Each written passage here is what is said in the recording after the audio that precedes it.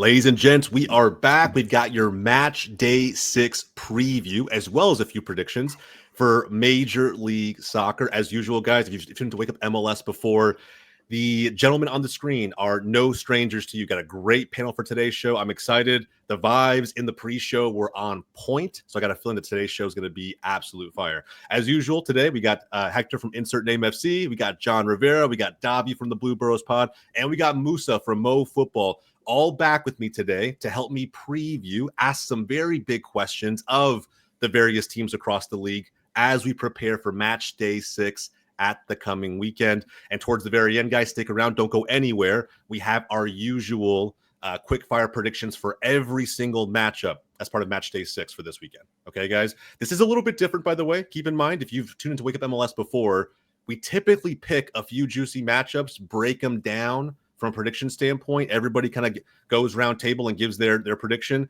For today, I want to switch things up. So in the comments, let me know down below how you guys feel about this format. Got some big picture questions we're going to be asking today, about 7 or 8 of them. And then again, we'll jump into quick fire predictions at the very end. All right, so let's go ahead, guys. Start in the Eastern Conference. This is a big one for me, only because they kind of proved me wrong a little bit last week. John, we're going to talk about it, bro. We're going to talk about it. Chicago Fire, bro.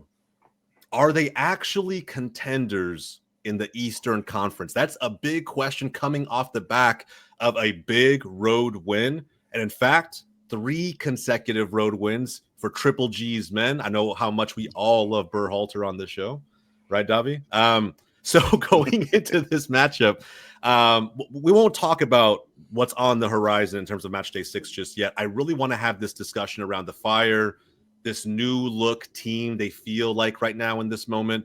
We could probably pick them apart in a number of different ways, but let's just start with the macro question, right? Are they actually contenders in the Eastern Conference? John, let's start with you, man. I'm actually interested to hear what everyone else has to say, because I have my thoughts, but obviously I can be biased with it, and I'm a fan, you know. But yeah. I think ultimately, like, are we contenders? I guess it just depends on how you want to define contenders. Like, contenders to make the playoffs, contenders to get out of the East. Like, what are we defining here? So the secondary question I think of when I see this is this a one-off? Are the Fire just starting off hot this season? And maybe you factor in some of the strength of schedule, some other factors like last week against Vancouver, the fact that they were missing Ryan Gauld, Brian White. We could maybe drop them down a peg, sure. But is it that easy, or are they finally going to be on this path to making playoffs? Are they finally going to be on this path to being a true contender for postseason action in the Eastern Conference? Well, let's say this. I mean, 3 road wins on the bounce. I mean, I think at the end of the day, 3 road any team that wins 3 games on the road in consecutive order, I think at the end of the day should be looked at as a pretty decent team, because obviously it's hard to win on the road. We all know how difficult the travel schedule is in MLS as a whole. So that is, I think, a key part to look at it. But I also don't want to put, like, there's a part of me that doesn't want to put too much stock into it, because this is what we do. We start off well. We fall off during the summer, and then in the fall we just completely fall apart. So part of me feels like this is like same old thing where we can start having a good season, we start well, and then in the summer we fall off. Part of me doesn't feel that way, though, because I'm not seeing the defensive inconsistencies that we've had in years past.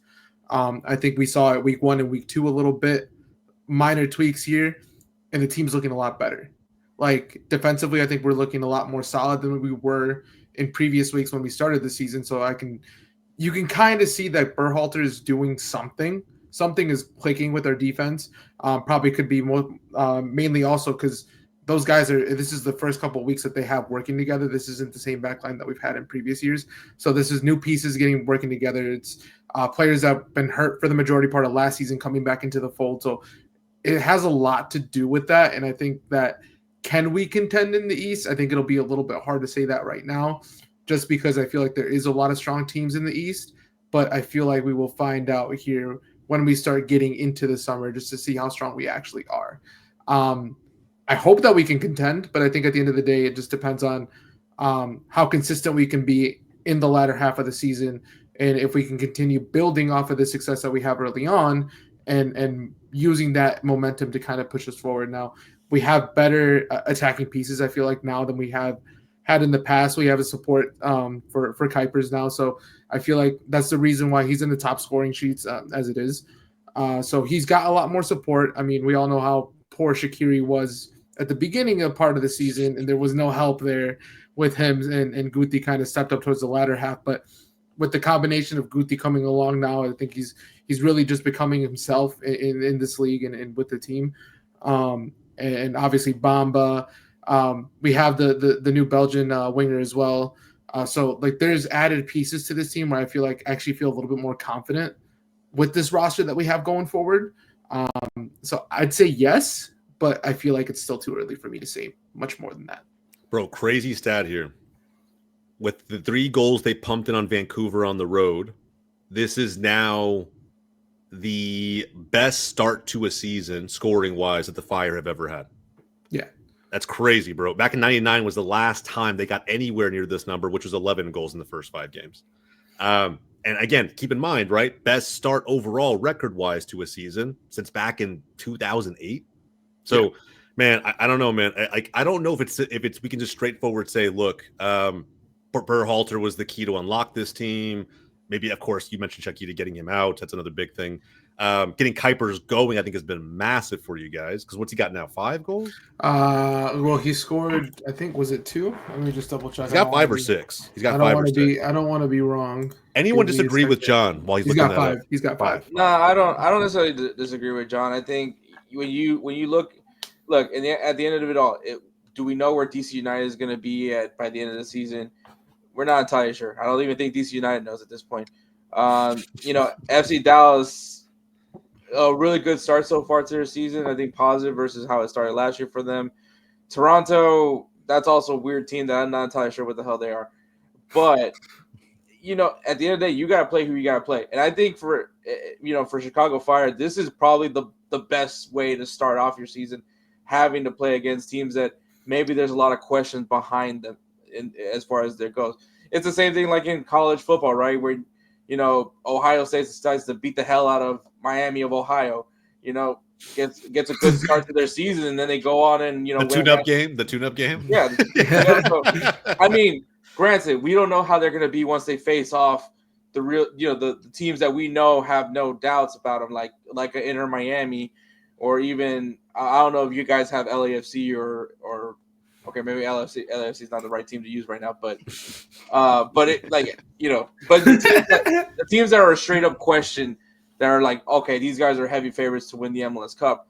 That's going to be a question asked. But right now, these guys are in full confidence. They just went into Vancouver, which we've said plenty of times is not an easy place to go in, and also without Guti. Yeah, went into Vancouver and handled their own. A team that honestly Vancouver has looked really good this year. Yeah. And also they were without certain players as well. But, I mean, if Chicago can do that without Guti, who I feel like is a very important piece to Chicago's attack, obviously John mentioned some players as well that are helpful. But Guti has gotten a lot of attention from a lot of us now since we've been able to see him play. And so I think Berhalter – and then also the other thing, as much as we shit on Berhalter, he's an MLS guy. At the end of the day, he understands his league. He understands how this league works. Granted, he's never won an MLS Cup with Columbus, but those were some really good Columbus Crew teams that he had. Yeah, that's fair. That's fair. And look, bro, I mean, we talk about Greg. I mean, look how the U.S. men's national team is fucking moving without Berhalter. It's kind of crazy, bro, if you really think about it. I had to throw that shade in there, man, because let's be real. The USMNT is down horrendous right now. He's probably smiling a little bit, sipping a cup of tea or coffee or something. I don't know, overreaction maybe? I don't know. I don't know if it's an overreaction. They did look poor, but I think going back to a Mexico team that I heard every Mexican complain about that roster. Oh, I was complaining about that. Myself and Dad. John, we're both complaining, bro. Nobody was happy with that team. Look, man, look. If there's one thing about Mexico is that there is pride when you wear that badge, and this is coming from a Salvadorian, so don't think that I'm here glazing you guys. But they take pride in playing it, and also, by the way, I actually did get a little emotional watching Raul Jimenez have his moment in the sun. I love Raul, man. Yeah, good for him. I think I was calling it a few years ago when he was like on his decline. I'm like, oh, if he gets into this MLS, if he gets into the MLS, like we at the time we needed a striker. I'm like, we could take it out. Oh, we can bring him back, but nah, he's thriving right now. We don't. Bro, we to don't- we be don't- honest, can bro, he save would fit in perfectly at the Fire, bro. Just with the fan base and everything would be insane. he man. would have been perfect, right? But Yeah. But Also, we think- learned don't do double header tickets. That's the moral of the story. Because Moral of the story. Is because Mexico shows up better than anybody else in any competition. Period. Because if you put the World Cup in Antarctica, they're gonna find a way to go to Antarctica. 1000%, bro. Showing up in droves. I'll tell you that shit right now. it's just crazy to me how poorly attended that U.S. game. Both U.S. games were Because the tickets were bought by Mexican fans. they were still tailgating. What you talking about, man? They were Like like, I it was a said, fucking They carne will asada, go to bro. Antarctica. Yeah, hell yeah. They had the carne asada in the They're parking gonna have lot. the tiger blankets and The tiger blankets, no shot, bro. Hey, Loki, I still have a couple here at the house. Bro, if you don't have a tiger blanket, I will tell you. Wow. Mo, Facts, I okay. don't expect you to have a tiger blanket. We will send you a tiger blanket. But Hey, bro. They're hey, really hey, warm and comfortable. Bro. Really You- warm you and got- comfy. yeah. Can't Yeah, even you knock got it. Can't My even knock country it. show up wherever France is playing anyway, so we don't know what an empty stadium look like. But look, guys, look. To bring it back, I think the Fire, man, until proven otherwise, they are a force to be reckoned with. And keep in mind, just to leave it on this note, the last time they started this hot, right back in that 08 season that I mentioned before, the season ended in the Eastern Conference Final. So again, against Columbus, which I know John loves playing against. So yeah, we'll see how that goes. But Well, again, I'll say this. I think there's another team out there that's might be in a. I don't know if you would consider them to be in a similar position as us, but they're doing well as well. Philadelphia, now that they've moved on from Jim Curtin, like you can see. I would see say there's Philly's a better difference. team than y'all. But Well, again, but that's just my personal opinion. But in the same context of how they were last season, you know. Oh yeah, fair. In 100%. comparison to how they're doing now, it's just like it's a complete difference, and you can tell that there's like a little bit of shift in mentality there. It's just the Something's- expectation, right? For Philly, it's like they've gotten back on track, and then for the Mhm. Fire, it's like whoa, like you're Yeah, right, like yeah. oh, they kind of surprised us a little bit this season. So I do think that the Fire can keep this going. I'm not going to say it's Triple G. I think at the end of the day, Kuipers is a fantastic striker. I think Bamba is, what a signing. And I think that again, the team just feels a little more cohesive. But again, the dog days of summer loom. We will see what happens. But if I can get their act together and stay consistent, this team will start convincing more than a few. Hey, also shout out Bamba. It's his birthday today, by the way. Shout out Bamba, bro. Shout out Bamba. What a signing man, for the Fire. That summer transfer window. If Chicago's like, I'll say like floating around 5th, 6th place in the standings by the summer transfer window. One more signing, and I think this team is, and obviously context matters, but like this team could be. One of those cash for player trades. I could be wrong, but I think we do have one more DP slot left. Yeah, I mean, honestly, sometimes like I know the DP slot is very crucial at times, but like sometimes just go get yourself that savvy MLS vet, man. Like that's all you really need. Like, hey, I'm not saying I'm not saying anything, but like, hey, maybe if Darlington Nabby is if things aren't looking too good in Columbus, maybe you go get Darlington Nabby. Bro, if Darlington that never Nagbe goes happened. to The Fire, man wins everywhere he goes. That's all I know. You imagine a Nagbe Acosta midfield. Actually, be kind of sexy, bro. But at the same time, right? I don't see Darlington. But I'm just saying, like, if you were to get a player like that, could just be a game changer in its own. I agree. Mm-hmm. All right, guys, let's move on to the next topic. Next big question we are asking ahead of Match Day 6 over on the West side, because I think it's an interesting topic, especially after Sunday Night Soccer, if you guys tuned in. Austin FC, are they actually, well, let me put it this way. Can they sustain this defensive dominance that we've been seeing, which I will say feels very untraditional for Austin FC? I feel like they've always had like a pretty decent attack, and that tends to offset some of those leaky, I don't know, goals that come in that just trickle in every now and then, right? And it always feels like it's a random mishap, or it's a moment where their mental dropped and or a random set piece, but the goals just tend to sometimes just go in, and they find a way through Driussi or anybody else in the past to get back into games and to stay competitive. It was especially the year they went to the Western Conference Final. It was more of them outscoring their opponent. And when I heard Nico Estevez, again, this former FC Dallas manager, talking about what Austin worked on in the offseason, they referenced quite a bit how much they're working on their attack. But their attack hasn't really taken off yet. I know Vasquez finally gets on the score sheet this past weekend, right? First goal, awesome. But this defensive performance week in and week out, I don't know, man. I mean, are Austin going to be a powerhouse defensively this season? Are you guys convinced from what we've seen so far? How many goals have they allowed so far? Austin has allowed 3 goals. Yeah. And that 3 puts them as the best or second best defensive team in the Western Conference. Yeah, behind St. Louis. Yeah. So there's that. Yeah. That's what I was asking, because powerhouses.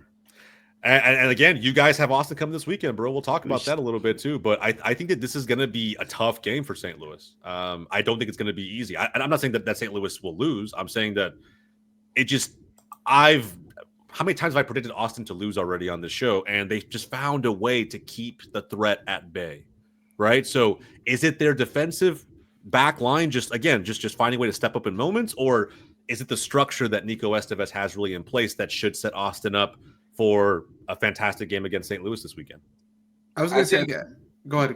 I think defensively, as someone that once had a proud defensive team, I think it does help a lot. I mean, once again, if you're able to be locked down defensively, all you got is just hope for an opportunity to open up. And I think that's kind of been what's worked for Austin so far this season. The only thing is how long can they keep because eventually if you're defending, you're going to get tired out real quickly, which is something that happened with the Dynamo in previous times. The question would be is what do you add to this attack? Because my big concern for Austin right now is that they're just missing that connection for Brandon Vasquez, that guy that kind of his Lucho Austin, his Lucho to this Austin team.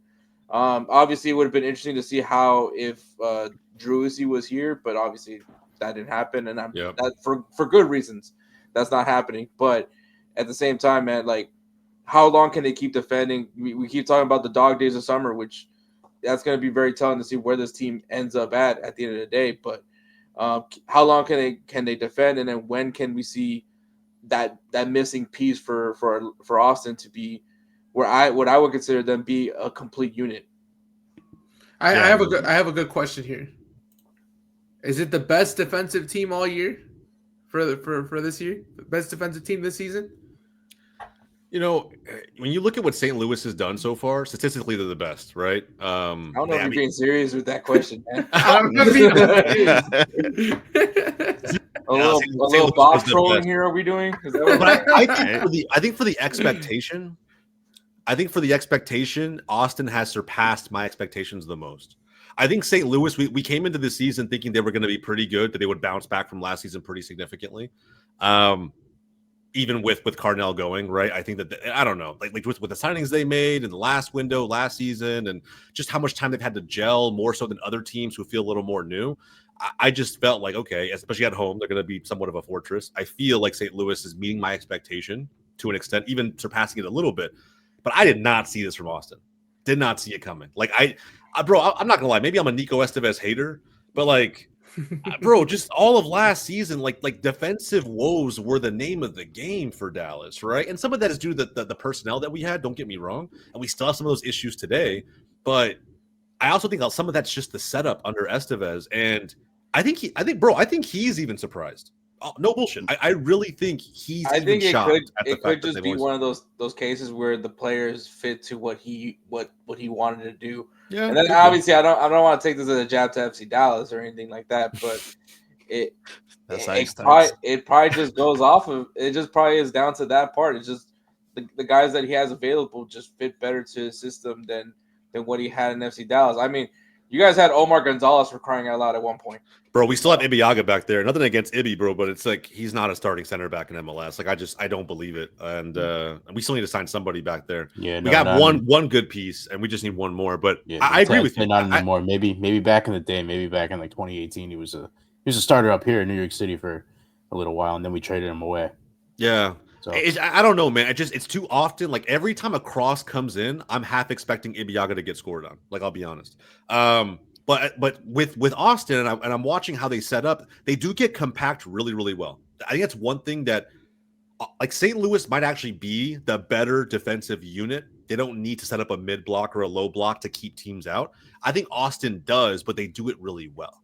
And that's there's something to hang your hat on there. Like at least Austin fans probably know that every game's at least going to be close. Because keep in mind, while they've only let in 3 goals, they've only scored 4.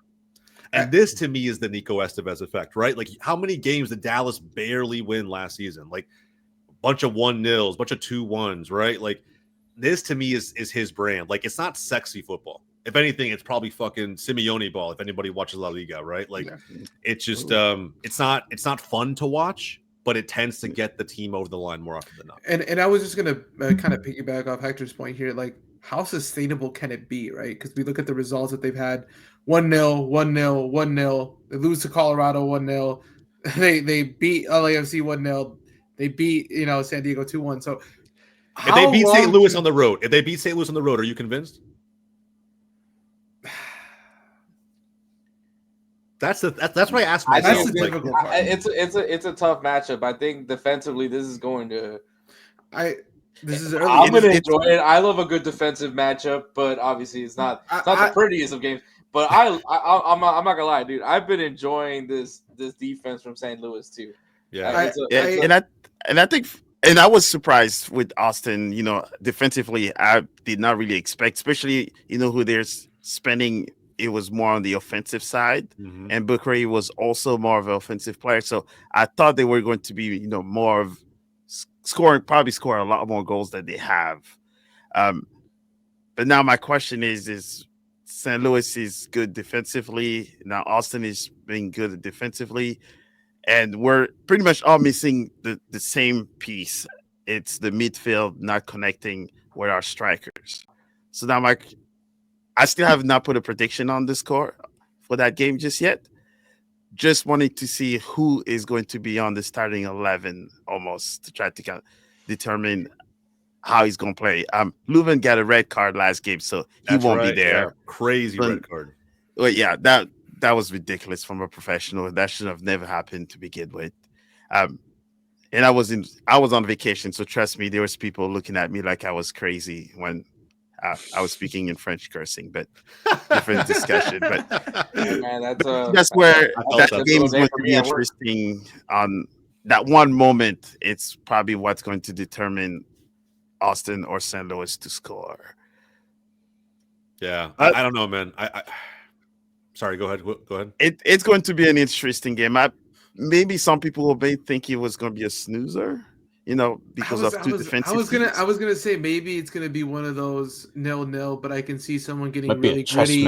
A set piece goal. See, to me, there's a difference between like a snooze fest 0-0 and a defensive battle 0-0, right? Like I think if it's physical, if there are chances, and it's like Dobby just said, like a chess match between the two teams, it's a little bit different, right? Than two teams who just can't figure out how the hell to put an attack together, and they're just giving up possession time and time again. It goes back and forth. Nothing ever really happens.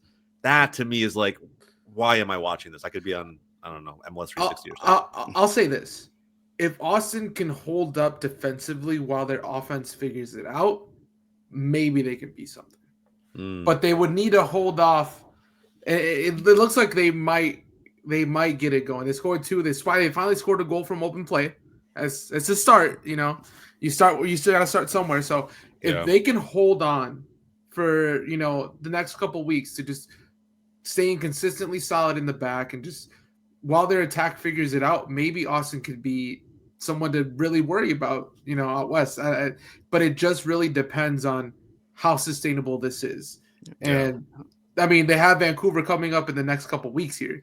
So that'll be interesting to see how that one plays out. I was going to say they have St. Louis is a good defensive team, and then they have Vancouver, who's they have Portland had a hard start. So that's if they drop both games, then the answer's there, right? Like it is what it is. But I think before we even get to Vancouver, I think they have to prove to me that they can do something in St. Louis. If they can't, and I'm saying if it ends up being a 0-0, to me that's not enough. Like sure, you kept out, you kept out St. Louis, fine, but I don't know, man. For me to like, yes, they're a powerhouse. They're going to be this lockdown team all season long.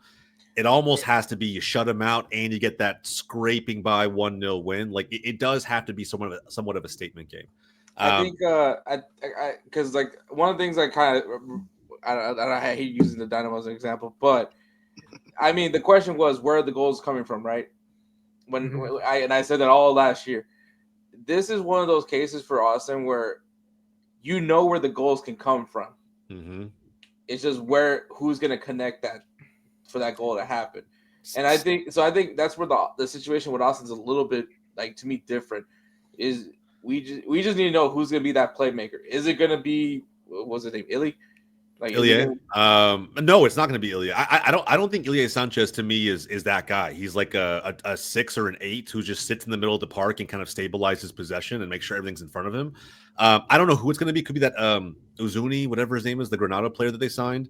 But again, no matter what, though, that's not really an excuse, right? Yeah, when you spend $10 million, it probably will be Wolf, right? Yeah, probably Wolf, because he's already got 3 assists, and his best season was 4. So yeah, I mean, Wolf was a shout.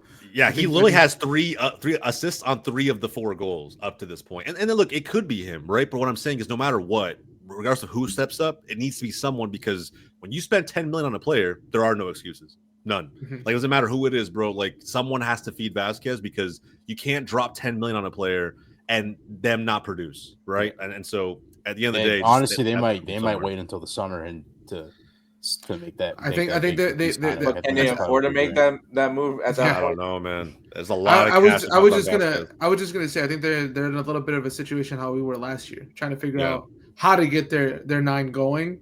And I think if they could, kind of hold out and figure that out, I think that can be a solid team. Now it just depends on, again, I really think that Vancouver game, obviously they have to prove themselves before, but I feel like that Vancouver game will be really telling of how strong they are defensively as we move forward into the season. So I agree. All right, guys, let's head back to the Eastern Conference for the next big question we're going to ask. And I think this coming after our power rankings that we did. If you haven't seen that, go check it out on the channel. We did our monthly power rankings after the first 4 weeks of the season. We did ask this question, but I want to ask it again, because coming off of that draw against NYCFC, I told Davi the minute that this happened, right? I was like, this is a great result for you guys. This is exactly what you wanted, to go in there. You know how much of a threat Columbus can be at home. Wilfred Nancy's men never play. And NYCFC, that last goal that got called back, I almost thought that was the dagger, Davi. I was like, damn. Dude, me too, bro. That's honestly, it. I was like, Russell Rowe just fucking. Dude, like, you want me to be honest, bro? Like, under Cushing, that might be onside, to be honest. Bro, that might, oh my goodness. That is crazy. Under Cushing, that might be onside, but you know what? The boys for NYCFC, Pascal Janssen, the bend don't break. Bro, they almost to say that might have been onside under Cushing is crazy, bro. Generational hate from Davi. But genuinely, like, the fan base feels like if Nick Cushing was coaching this team right now in that game, we'd probably find a way to lose 1-0. Fair. And it just felt like we were gonna lose 1-0 the whole game. Keaton Parks, he went out injured in the 20th minute early on in the first half. So for us to come out relatively unscathed in a place where we've struggled mightily. We only ever won once at Columbus away, and that was at the old Crew Stadium. We've never won at Lower.com Field. So a 0-0 on the road, that's not that bad, especially this early on in the season where you sold your best player, you don't have your best 10, you don't have your best 6. But Pascal Janssen, a guy who has a track record of developing young players, just a bunch of young 17-year-old kids, is getting points and results on the road, even though it's very ugly the last game. But a point is a point on the road, and if you were to tell me we were going to draw in Columbus before the game, I would have happily taken a draw in Columbus. Yeah, well, that begs the question then, right? Because it feels like, when I look at the timeline, like it's burning with Cruz fans' opinions, right? And I think that they're maybe getting a little bit impatient with what happens now, right? Cucho gone, Ramirez gone, Rossi up there by himself. Like what happens now? Is this team still an elite team? Like, if this continues to happen, if they continue to drop points at home here and there, right, sprinkle those results in when that didn't really happen last season, and maybe they start to fall closer to 6th, 7th, 8th in the table with how competitive the East has become. Especially look what the Fire are doing, right? Like, they're just working their way up the table. We talked about them already, but like, are the Crew still an elite team? I don't think you can put them as an elite team. Maybe not elite, maybe in the second tier, but that's purely because of Wilfred Nancy. Yeah, I was gonna say, I don't think you can ever discount Wilfred Nancy's ability to put a team together, because I think we've all seen, obviously. Well, I mean, when you don't have the personnel. Yeah, but I was gonna say, even last season there was times where some of the players were out, they were still able to get results. Now it's a completely different story this season because now they just don't have them in general. So I feel like they're just lacking a little bit of confidence. I feel like they're probably, I don't want to say that they're doubting themselves, but I feel like they're probably still trying to figure themselves out of who their identity is as a team now that these players are out of the side. And I think that they're in that figuring out stage. Do I think they could pull it back around and pull it together? I think so. I think Columbus has always been a strong team in this league, and I don't think that just because of a few results at the beginning of the season, I feel like they were. I mean, bro, this is their third straight draw. 2 of them being at home. I'm gonna say this, man. If you're not, I say this a lot at this point. I think Jose knows what I'm about to say. When it comes to the off season, when you're going and trying to get players on the transfer. I know the January transfer window is a little trickier versus the summer transfer window, but if you're not getting better, you're getting worse. This team got worse as a squad, as a roster. It got worse. You had to sell Cucho. Like you got a prime opportunity to get a lot of money out of it. That was gonna happen, but then to lose Christian Ramirez, that's another big loss. You have not even replenished Christian Ramirez, let alone Cucho Hernandez. Like that's the unexcusable part. Yes, you have Wilfred Nancy, and I have a lot of faith in him, but if your front office can't get you players to at least be able to jump in and still keep the motion as what we think of Columbus is, you're not going to get those results. So here's a better question. How does Columbus take this and jump forward? What is their bro? They have DC this weekend. Okay, they have DC United. If they don't get this shit done, right? If they draw again, or even worse, lose, bro, I think you have to start panicking. Like if you're a Crew fan, and again, I don't know if it gets to the point where Nancy's job is ever going to be, on the line. I don't know if his seat gets hot. He's got leeway. He's got leeway right now. I think he leaves on his own power. He leaves on his own Probably. I don't think you guys are wrong. I'm just saying it's a results-oriented business, and I don't think anyone's immune to that. And I think at some point, I think if he does leave, it's because his seat's already hot and he's wanting to leave on his own accord. I'm not sitting here saying they should look at firing Wilfred Nancy. He's the best manager they've had in I don't even know how long, but I don't know, man. Like either give him help, right? Like you said, if you're not getting better, you're getting worse. Give him help, or you risk losing that manager to another team in this league potentially, which would be the worst situation ever for Crew fans. Or again, he goes to Europe and he continues to do what he does, right? So I don't know, man. The sporting director is probably more on the hardest seat. I was going to say, I think that's. Yeah, because so much that the coach can do even on the field, and I think the players also have to take a little bit of responsibility on their side. We said like no shit, like a week ago, we said that this was still probably one of the most complete teams in MLS, right? And now on the back of 3 straight draws, I mean, if they still are, I don't think Nancy has quite as much leeway as we're making it out to be. Like I think it is. I just think that they just had a tough run to begin with. I mean. You start off obviously like the Dynamo game, you could have probably got something more out of that one, right?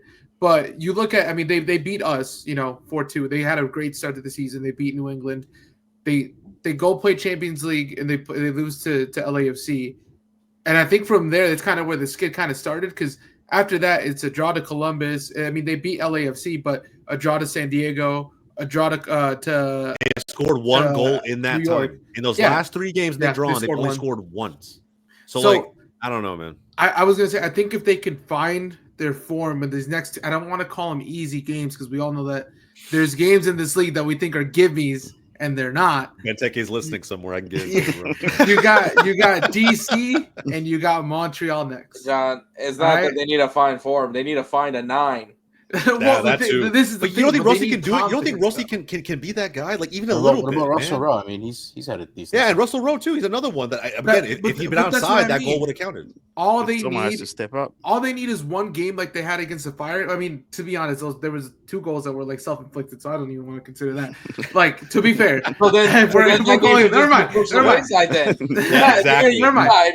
What they need to do. Push that game to the white side. Then he shot himself in the foot. He didn't. Yeah, I did. All right. No. But to the point that I'm trying to make is if they can get something going in attack and they can get a game where they score more than 2 goals in a game and they can get that confidence back, I think that they'll be okay. They have the opportunity to do so in these next 2 games. I feel like they're quote unquote easier games, but obviously they're struggling at the moment. So if they can take advantage of these easier games, then they'll be able to push forward and probably still continue to be the Columbus that we know them to be. If not, then like you said, I think we do start hitting the panic button there and we try to figure out what's going on. All I'm going to say is the sporting director of Columbus Crew needs to go ahead and pull that cash for player trade with Sporting Kansas City and go get Joveljic out of that. Go get Joveljic. Go get Joveljic out of that shit house. You said it. Of Kansas City, Missouri, and get him in Columbus. Yeah, I agree. Honestly, Joveljic traded twice though. Twice in the season. Hey, cash for player trade. I don't think there's a rule. Hey, if they double it, they double it. Fair enough. If they double the 4, they give 8 to 10. All I'm saying is if Columbus ends up with Joveljic, I'm gonna be pissed because that is. Bro. At that point, they're back. I'm calling it right now, bro. They're gonna be in the Eastern Conference Final, 100%. Like there's just no way. I feel like that's like Hector said. It probably is the last missing piece. And I'm not saying I don't rate Russell Rowe. I actually think Russell Rowe is actually a pretty damn good player. He just has to find some kind of consistency. Still a youngish player too. I have no issue with him. I just think he definitely would fit perfectly for that Christian Ramirez role. You get a tired out back line, you throw him in, and then that's a problem. Yeah, Galaxy really messed up trading like Joe. Well, they had no space. You can't say no. You can't say no to a cash player trade. I think. Yeah. They had to trade him away. They had no space. It would have been a DP. Oh, okay. Yeah. But yeah, you can't say as a player, you treat it as a normal trade. You have no say in the matter. It is legitimately like. Here's the thing. I think if the clubs agree that it is what it is. Yeah, I think with this last game, it's probably an anomaly because maybe on another day maybe that goal is onside and they do win this game 1-0. Well, we know if Nick Cushy was there. Yeah, 100%. But no, I think you have anomalies during the season, so I think this might be one of those anomaly games where they just dominated, but for whatever reason they just couldn't find the back end of that. And also, I think they had a Matt Freese who had a very good performance on the day. He's also definitely one of the reasons why Columbus didn't get the 3 points, and glad for him to get the first clean sheet of the season. And I think, to shed light on the USMNT the game like against Panama, I think some people in the NYCFC fan base think that Matt Freese probably could have saved that shot. All speculation. Listen, Zach Steffen stops that shot, and he was on the bench. Dude, honestly, I think Matt Freese. He's got to get a look in the national team. Schulte would have stopped that. Schulte and Freese. I think they have a good chance to be the 1-2 next. I think the question right now is clearly like Poch has an obsession with coaching.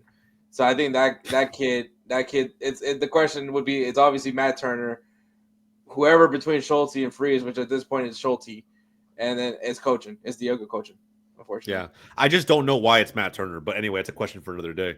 At the end of the day, I agree. I think that there's a lot to ask of Columbus, but we will have that conversation again. Crew fans, let us know, man. I mean, I think you guys are one real threat away from being right back in that top 2 conversation in the East, like you've been for the last few seasons. But you guys miss Cucho. I mean, there's no doubt about that. Sound off in the comments. Hashtag free Joveljic. Yeah, honestly, I think free him to any other team, not Columbus. Thank you very much. Any other team, he can be free to. I can care less. Go to New York. I can New York. New York probably needs too. I can get St. Louis is closer. Here's the thing. It's only 2.5 hours. Yeah, I think the international break definitely hurt a lot of teams this past weekend. Except for Miami, just convenience, right? Yeah, conveniently, they were resting. This isn't an anti-Miami. But I'm wearing an Argentina jersey, so we didn't put them in 6th place today. Okay. Oh god, I'm tired of battling Miami fans. Oh my god, I read that shit last week. Oh, that I mean, these are not MLS fans. These are strictly Messi fans who have followed him to MLS, but we're the fake ones. Crazy, bro. Crazy. No, they followed him everywhere. They followed him everywhere. Yeah. They literally have balls and shaft like in hand. Like there's no other way to put it, bro. Also, just one thing to close out the Columbus and yeah. LCFC Go ahead. Game. We gotta move on. I think both these teams, I think they sold their best players for relatively the same amount of cash in the offseason. But I think in the summer, I think these two teams, you get a couple pieces, and both these teams, they now have they have good coaches as well. I think they could be real threats going into the second half of the season after a good window, and who knows, maybe even 2026 they could possibly be maybe part of the top four that could finish next season. You're saying Columbus and who? NYCFC. Oh, NYCFC. Yeah. I agree. I think both clubs are waiting for the summer to look at their options, and then I think that's more than a few teams, though. To be honest, bro, I think that's just how it works in MLS. You always wait for that second window just to kind of come. In the summer transfer window, is just easier to get the players that you actually want to. 1,000%. 1,000%. But I feel like you can get them with the upcoming World Cup. Do you guys really think that summer window is going to be that? This one probably. This one, yes. Next year, it's going to be tricky. I think deals can get agreed upon, but of course, they're not going to be ready to play. It'll feel like when Messi came over, right? Where like because of Copa America and everything else, he just didn't actually like. MLS is going to have to pause the season, or they will. Absolutely. I thought they were switching back over to a European schedule at some point. They will, but I think it's after the World Cup. Is it after? Yeah, I think it's after the World Cup. I think it's like the 27 season or whatever. It's like 27, 28. I think they should have done it the World Cup year because that would have made more sense. Obviously, it makes it a lot harder ending. When has MLS ever made sense, bro? Let's be honest. When has it ever made sense? Never. All right, guys. With that said, let's move on. We're talking about still one of the top dogs in the West, but again, they did suffer that crazy defeat at home to Chicago. Vancouver. And I think that for me, the big question we really have to ask of this side right now, right, is should the fans, and again, fans sound off in the comments down below. Please let me know. I'm honestly trying to put myself in your shoes and wonder if you guys should be worried when it comes to not having your two best players on the pitch. Ryan Gauld is still injured. We'll see when he comes back. I haven't looked at the timeline just yet. But again, White leaves for international duty with the U.S. men's national team. And in just the span of 2 games, the offense looks very different. And when I see these teams, right, these teams, it almost feels like FC Dallas, my own team, as an example. When you're built around 1 or 2 very, very key players, and there's a significant drop-off between those players and the rest of the squad, you kind of have to ask yourself, right, is the supporting cast good enough to get us through games where international duty comes into play, where injuries come into play, where, I don't know, man, the break-in Leagues Cup comes in and then, like, you have to find form again. Like, are there any concerns, or am I reading too much into this Chicago Fire loss at home?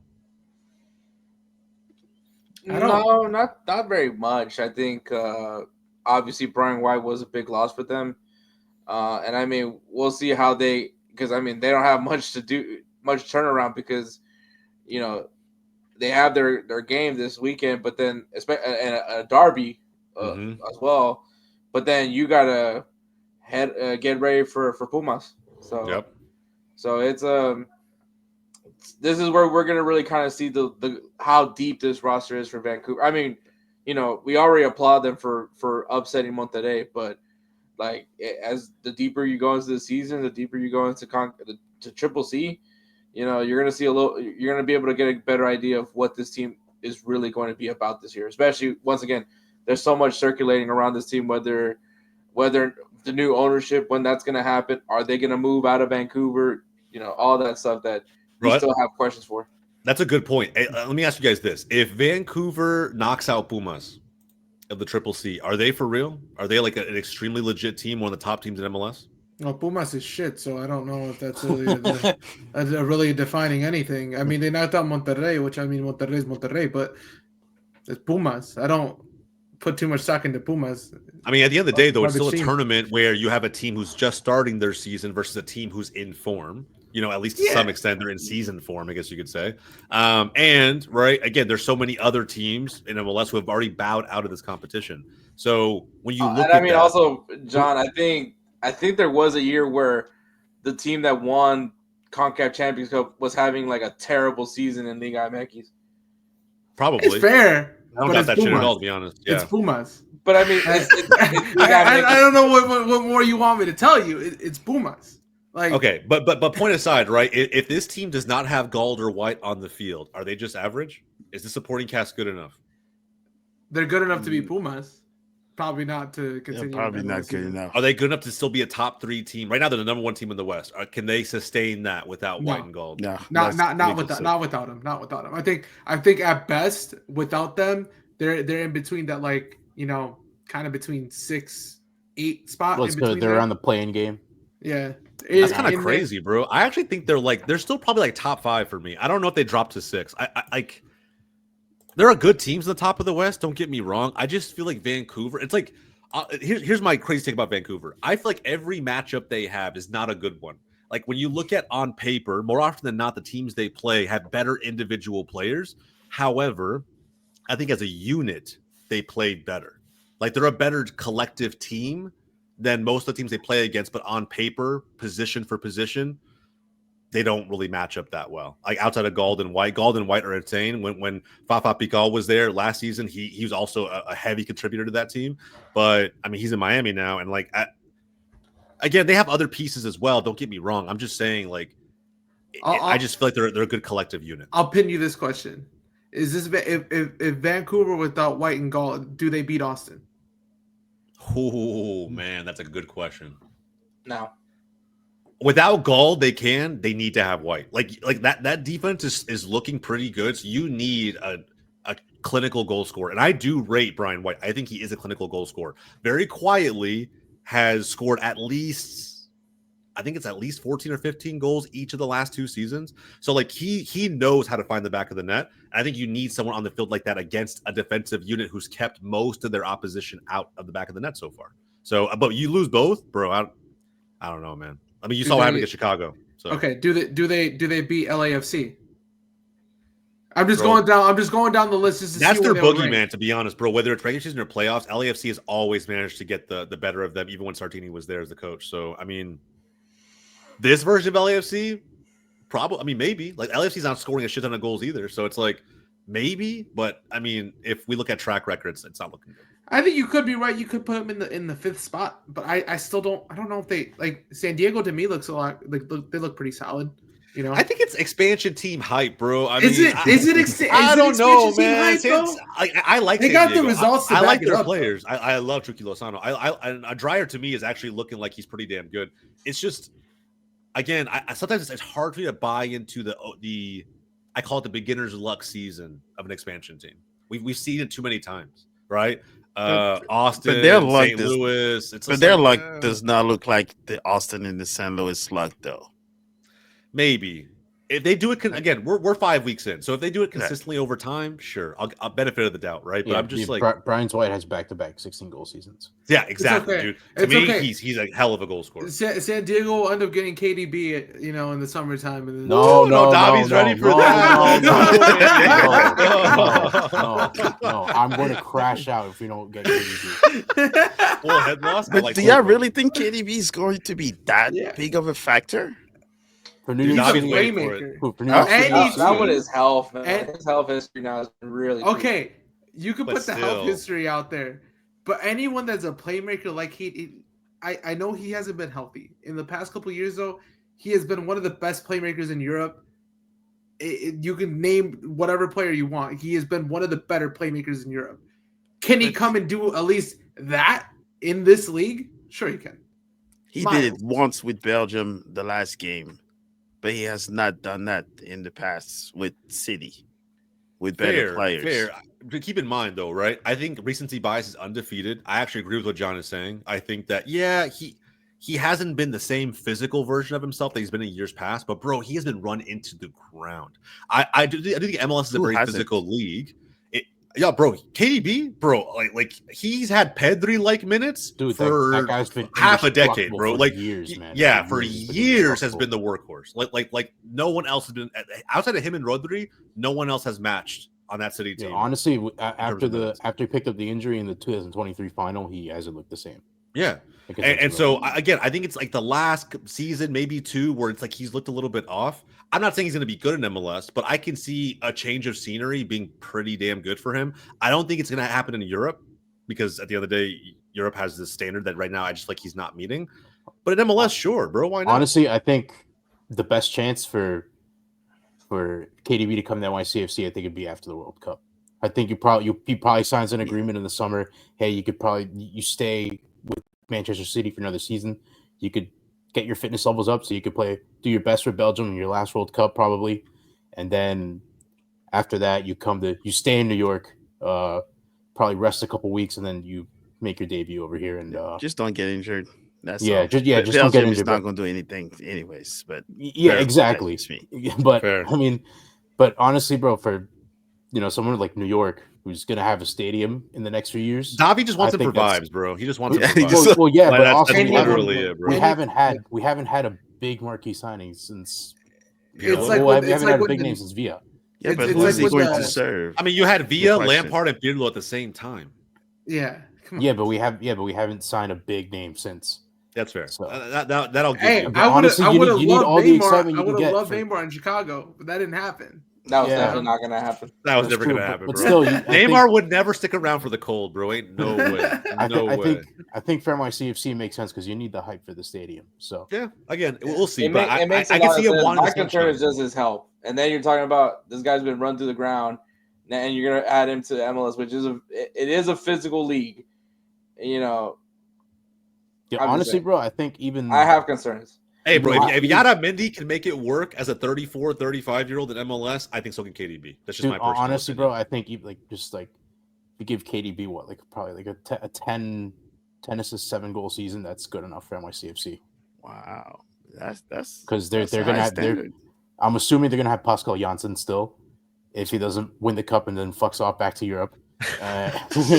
I like how you're already counting on winning the cup. That's wild to me. But anyway, the confidence is high. I like it, bro. I like it. He got to draw the crew. I need something after the past 2.5 years. I need it, man. Come on. 2.5 years. Imagine that's it in the playoffs, bro. I don't know what you're talking about, bro. You legitimately got back to where you guys deserved to be last season, and then you fired the manager. Yeah, but it didn't feel like you walked away. Whatever.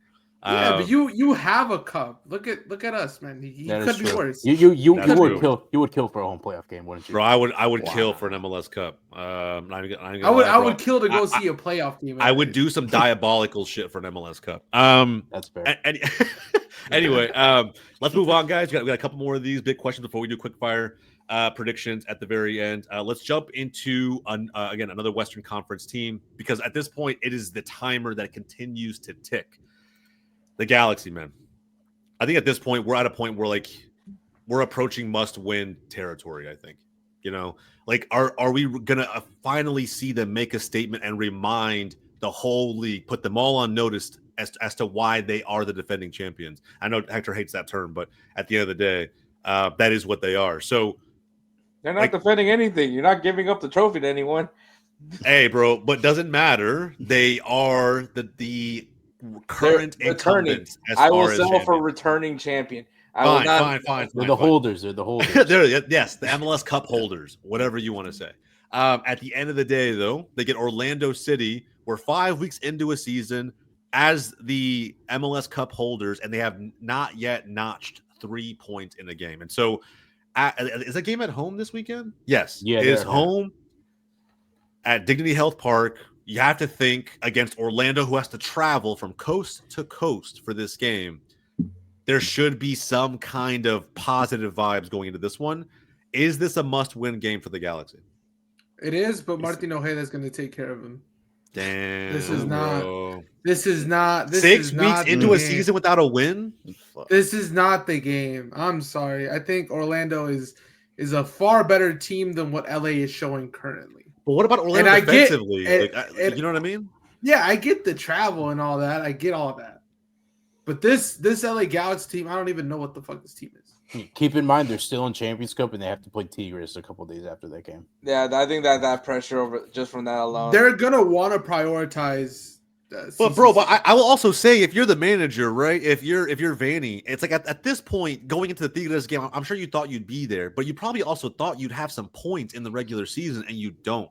So if they choose to prioritize the Tigres game in Triple C versus the MLS regular season match when you don't have a win yet, does that say everything you need to know about Major League Soccer? Like if the reigning champions are not taking this game when they need a win more than anything else seriously?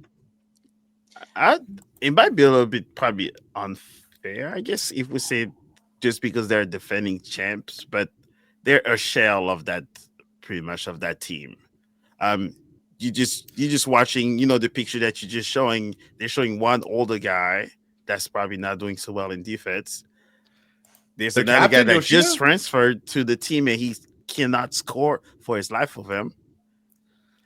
And they're missing three of their best players, and they sold another one. I think that's a little unfair. I think personally, fans are giving them too much credit. Like, oh man, they lost so many pieces, bro. You didn't lose. You lost your MVP. What are you talking about? Well, yes, bro. Yeah, I agree. Fine. Again, they lost their 9. They don't have a 9, bro. They have arguably. Miguel Berry's a 9. Hold on. If Painter comes back, I will be on. Bro, on the Ricky same page Puig is good. Can we stop acting like he's the second coming of Jesus or he's Messi in like some reincarnated form? Because he's not. Like, yes, he did a lot for the LA Galaxy, but that was by design. At the end of the day, if he was playing a natural 10 position, Sergio would be contributing more. Bro, you're telling me Marco Royce not a good player? You're gonna tell me Marco Royce he's on vacation, dude? Okay, he's on vacation, bro. He's not a good player. Paid to live in Cali. Because at the end of the day, bro, they have good players. They're just not showing up, and that's the difference. We're gonna sit here and act like they're not a good team when in reality they have good players. They are supposed to be a good team. They just haven't shown up. That's what I'm saying. Yeah, they're getting too much credit, like their team was completely ripped apart in the offseason. It wasn't. It was. What? 9? You ripped them. You don't have Brugman no more. Brugman, how many games did Brugman play last season? How many do you think he played? But he was definitely very important at the playoffs. Fine, the playoffs, but we're not there yet, bro. We're still in the regular season. And I will give you Mark Delgado, Ricky Puig. Without Jose Delgado, they don't win that cup. Who in this team is supposed to get the goals? Ramirez, isn't that what he got signed for? Yeah, he has not done it. Did everyone hold on? Did everyone not rate that signing when it was made? No. Yes, I remember, bro. I did. A lot of people on the show did. it. Everyone on the timeline thought it was great. He was coming back to SoCal. He was going to be he should fit right into this team, bro. But he's choking. Yes, that's my point, right? It's not that this team is bad. They're just not playing well. And that's why I'm saying we cannot let the Galaxy off the hook with they lost Ricky Puig. So what, bro? You're a fucking champion. But if you think about it, though, we're saying, right? We're saying City is not playing well in the midfield because they're not connecting. Austin is not playing well in the midfield because they're not connecting with their forwards. That's exactly what Ricky Puig was doing with LA Galaxy. He was their maestro in the midfield to provide to the forwards, right?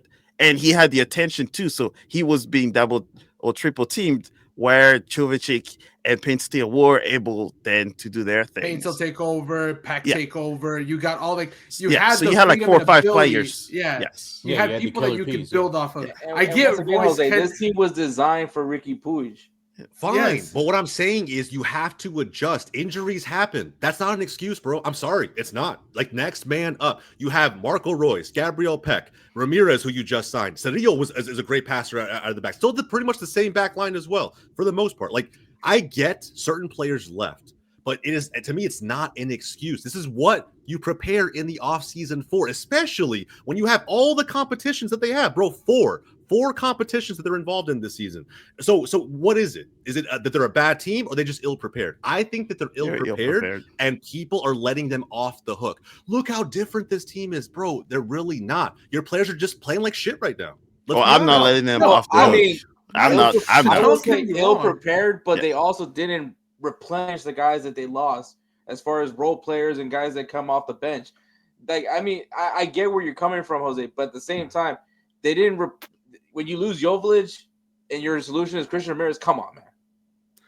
That's a problem. What do you think? So I think, again, that's a problem LA Galaxy created for themselves. Like, what am I supposed to feel bad for that, bro? You went out and got Christian Ramirez. I don't feel bad for them. Like, bro, it's not like he was the guy on the bench. It's like, okay, he has to step up. Now they fucking went out and signed him. Poor preparation has led this team to being in the position that they are. But also, this is not. It's you can't still say that and then say that they're the same team because they're not.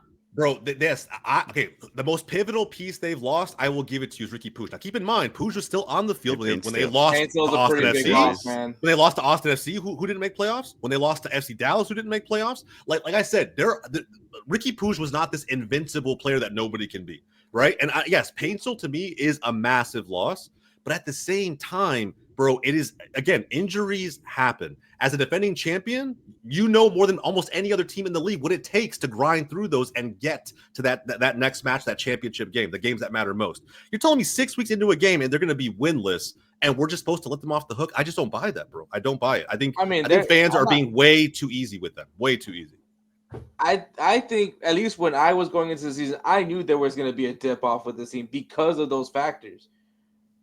I knew that this was gonna. I didn't know it was gonna be this bad, but I knew it was. I don't think anybody thought it was gonna be this bad, bro. I don't think anybody. And again, to me, it's just excuses FC. Excuses FC, bros. Excuse here's an excuse and there. That's their fault for not preparing accordingly. Yeah. But like I said, if you don't have an answer for Ricky Puig, which you guys everyone was hoping for Marco Rose to step up, that hasn't happened.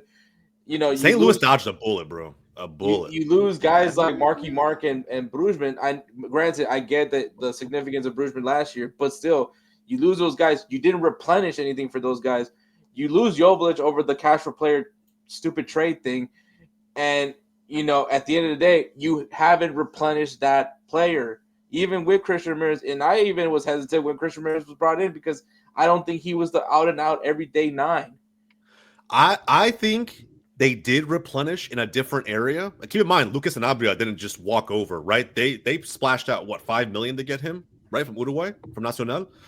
So they brought in a big name midfielder in Sanabria to replace Brugman and Delgado leaving. Cerillo's still there, one of the best passers in MLS, I thought, in 2024 coming into this season. Marco Royce was supposed to be that 10 to take over for Puig while he was out. Painful to me is the biggest gap because there wasn't like a readily available. They spent so much in the offseason they couldn't actually replenish that position, but he's only going to be out for 2 months technically. Peck's still on the field. They went out and got Ramirez to replace Joveljic. I think that they thought they made the right moves and it just hasn't worked out. I think Peck has just underperformed a lot. Bro, he was literally getting links to Arsenal in the offseason, bro. Peck, that shit sink in. No, don't give me wrong. As the favorite for MVP. Don't get me wrong. Peck is an incredible player. He's just had an incredible fall off this year, though. To start the season, he is not looking well. Now, do I believe he can get back to form? Probably. I do like Peck a lot. I think he's a very in this league for a type of winger that he is. I like him. He's a very direct winger, and I enjoy how he plays.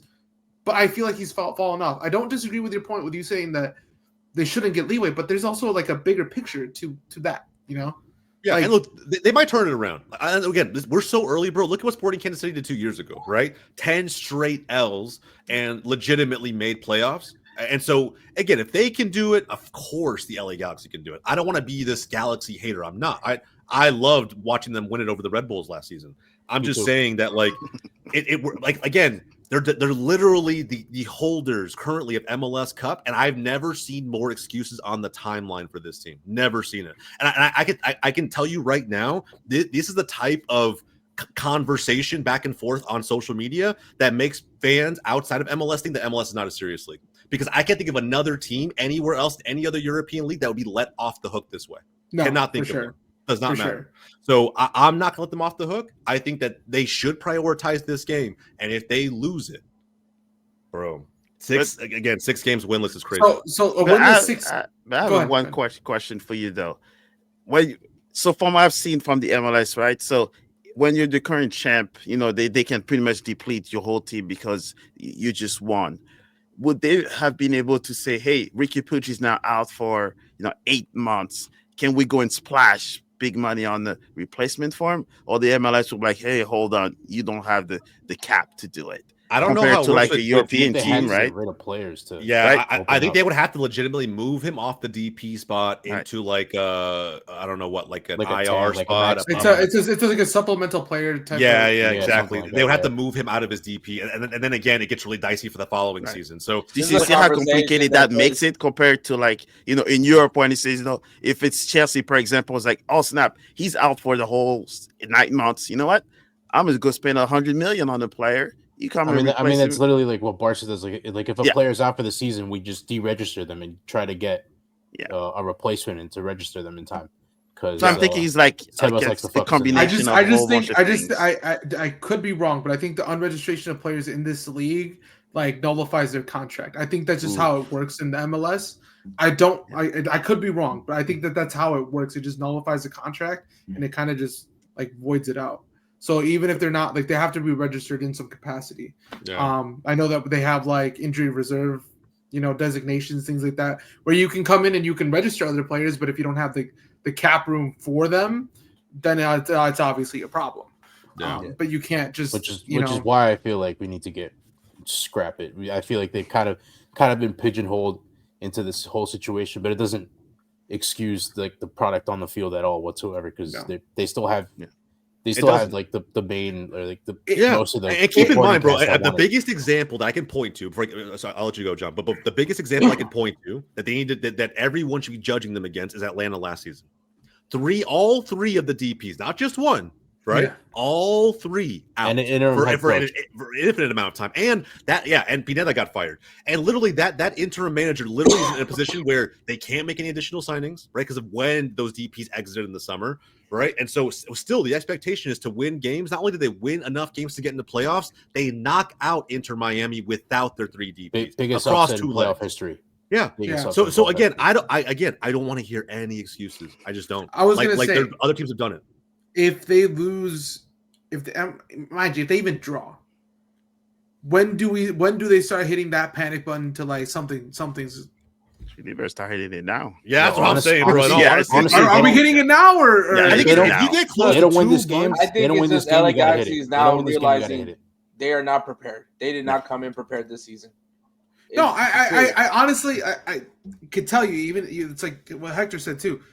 With the players that they lost, I can tell you that they were not prepared. I think even with Royce coming in the latter half of the last season, he did not look good in the games. I mean, we can be honest. Well, He did not look good in the games he that he looked did tired play. and old, bro. Well, Yeah. well, here's the thing with Royce. I just think he's a really good player in a situation where he probably thought it was going to be easy, and he's publicly bashed MLS over their salary cap. And I just honestly, I just think he's a quality player that's past his prime that just doesn't give a shit. That's probably fair. That's probably Yeah, fair. that's why he He's said just he wanted to he's go he's somewhere on a paid sunny. vacation in Los Angeles, so he's doing well for himself. He Hey, just doesn't- someone do a cash plus trade for him, bro. Someone take him. No shot. No shot. No fucking No. way. Have you No seen his way. defending against St. Louis? That was Terrible. horrible. Hey, we Terrible. will make a point until he decides to retire. That if he comes to St. Louis, is He gets to link up with his old boy Berkey. hey Berkey Yeah. now is laughing straight to the bank because we have not lost against LA Galaxy. Yeah, that's fair, bro. That's a crazy fair. stat. I It did not is. know It's that. a crazy stat. So again, guys, and especially Galaxy fans, in the comments, let us know what you think down below. Is it time to panic? I think personally, we're still slightly early because it is Major League Soccer. But look, man, if we get to end of month 2 and there's still not a win on the board, we're getting dangerously close to I that think point. if they don't win this game against Orlando and they get absolutely destroyed by Tigres, you got to hit it. Yeah, And I don't know, there's man. Listen, There's if they some don't people- if they don't get a win in 2 months, they're not making playoffs. No, Yeah. I They're think not honestly making at that point, I think Vanny's seat probably gets hot at that I point. want to, Just- and again, I think it's whether probably already getting hot right Yeah, now. probably either but Vanny it and probably again, gets hotter. or even Will Kuntz. Again, we were talking about this guy last season being who should have been the front office. What was it? Member of the front office? Yeah, executive of the year. Something like that. Yeah. Ended up being Stupid award. fucking Sporting Kansas City of all teams, but it should have been the Galaxy, right? With how great all of those signings looked and how they panned out. They ended in an MLS Cup. Again, right now, I'm still just wondering if they legitimately fallen off or if they're just still hung over as shit. Hey, I don't know. know. I Could know be a both. guy that can. Could be I know both. a guy that can take over that team. That could turn it around. Nick Cushing. Jim Curtin. Jim Curtin could turn that team around today. Jim Curtin would just be glad he had finally some actual like pieces and toys. He's to like, play finally, I with get at to the spend day. some money. Yeah, finally get to spend some money. Yeah, I don't know if they can really spend money. Yeah, they really can't. At least Well, you know what? That's a perfect situation for him. Hey, but I think Jim Curtin would probably do a better job with these pieces that he has in this team than what they got right now. I agree. All right, man. Again, guys, let us know in the comments down below how you feel about that. That was a heated debate, but I think it has to be had because right now Galaxy are in an interesting spot. All right, guys. Last segment of the day. We got quick fire predictions. Going to give all of our predictions for every one of the 15 matchups coming up in match day 6. Let's not waste any more time. Let's jump right into it, man. The early game over on the East Coast. We got the Revs hosting the Red Bulls. How we feeling? Jesus Christ. I might actually fall asleep. I'm going to be at work, so I'm not going to be watching. Might need to take a sip of some melatonin before. I put you right to sleep, bro. This might just be one of those scrappy Red Bull 1-0 wins. Scrappy Red Bull. Best defense so far. Stop, Hector. You gotta let that shit go, bro. You gotta let that shit go. No, I'm never gonna let it go. That was wild. That was wild. Into the season, the best defense so far. Imagine not beating Orlando at home. I can't relate. Yeah. I'm gonna back. You know what, bro? The Revs got to figure it out at some point. I don't know if this is the week. I'm gonna say this is gonna be. And dude, Red Bull should have been scared. Who's at home? The Revs. New England. So the Red Bulls almost gave up that game against Toronto. Keep in mind. Cheeky draw. I'm gonna go draw with this one. I'm gonna go a snooze fest 0-0. Nothing. It could be 0-0. I think maybe like a 1-1, but I'll take a 0-0 too. Draw. Musa? 1-0 Red Bull.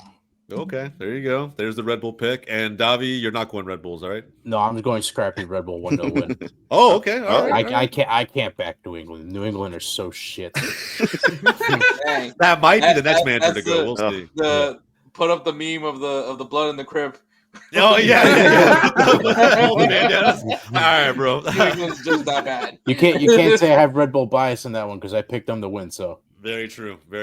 All right, guys. Battle of the Great White North. Toronto hosting Vancouver. I think this is stinker of the week because Vancouver's just going to wipe the floor with these boys. Yeah. They should, bro. They will have, I believe, right? Brian White back. I think even though international duty, Brian White hat trick.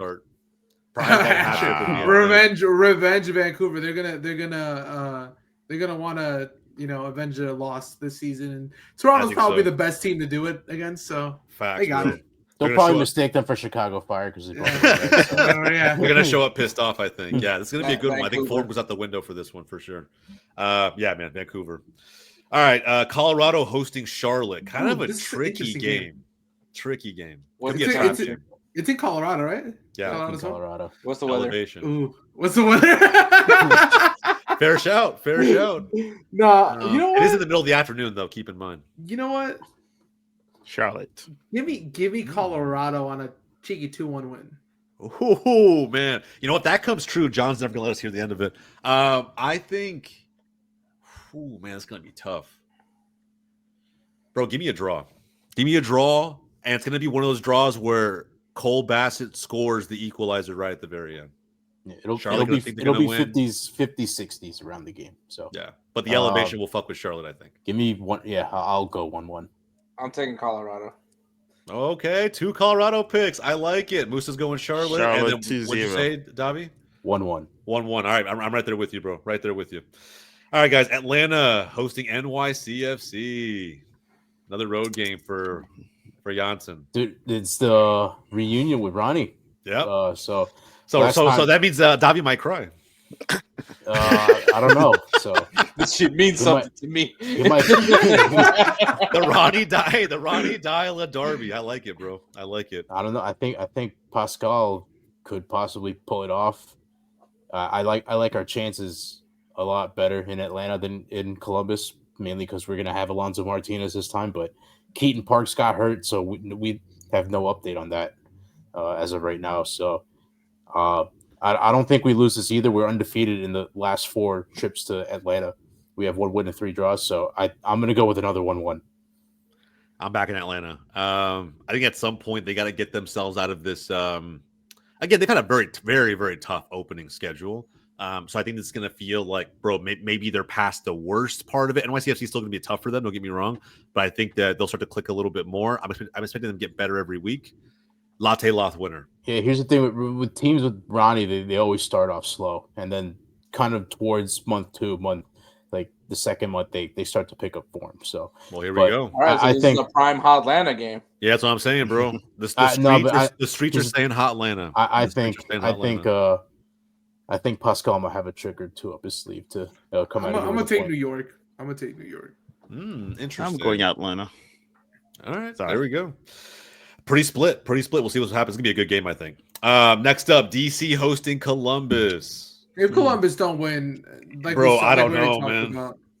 Not even if they don't win. If they lose, it is full blown panic mode in Columbus. The timeline will be on. No, fire. I think even if they draw, it's panic mode. But yeah, DC's pretty bad, bro. Give me Columbus. They'll probably panic by Miguel Berry if they lose this game. So there's no way. No one's panic buying Miguel Berry, bro. There's no one panics that hard. That's fucking crazy. That's apocalypse level of panic. That guy is forever going to be an LA Galaxy guy. That guy ain't. They need to cut him. They need to cut him, bro. I don't know, bro. Maybe there's like a fine. He say that. I always talk shit about Barry, but then he shuts me up, bro. He scores a random goal. Dude, literally the last time you slandered him, he scored a goal in this season. Yeah, he scored literally triple C, bro. I was like, I mean, granted, it was that one Costa Rican side, but still, I mean, hey, come on. I'm just saying, bro. A goal's a goal. A goal's a goal. He finds a way to show up. I mean, yeah, I'm definitely, bro. I'm gonna say, Miguel Berry never leaving LA. I'm gonna go draw. Damn, you guys are boring me with these draws. No, they've had 3 in a row. There's no way they have 4 in a row. I'm gonna go Columbus, but it'll be close. John, I'll make you happier. DC's gonna win it. DC's gonna win it. Benteke masterclass. And Benteke and Kijima will score. Yeah, I think I said it. I think the last game was an anomaly, so I think Columbus is going to win this game. But Columbus is burning. Even on Twitter, did you see even their supporter groups are blocking Cincinnati fans? Yeah, bro. And they're giving away tickets and raising canes. You saw that video?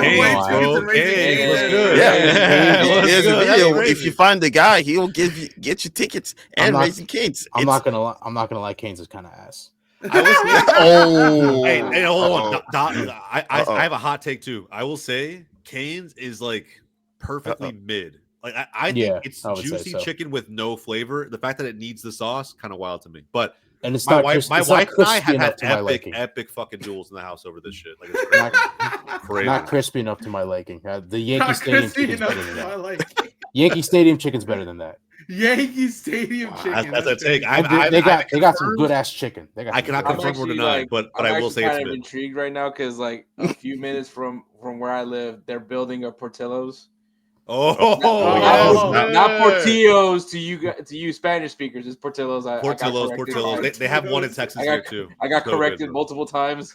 It's so good, Hector. You're about to lose your mind, bro. It's so. Sounds like we all got an invite. It's Portillos. That cake shake's about to change your fucking life, bro. That's all I'm gonna say. That cake shake about to change your life, both medically and just with your food opinion. It's so good, bro. Proper Italian. Exactly. All right, guys. Miami hosting Philly. Banger incoming. Messi's out. Philly. Right? Give me Philly. Give me Philadelphia to win. Give me Philadelphia, game, bro. Is Messi out? I don't know if he's out. I used to pray for times like this.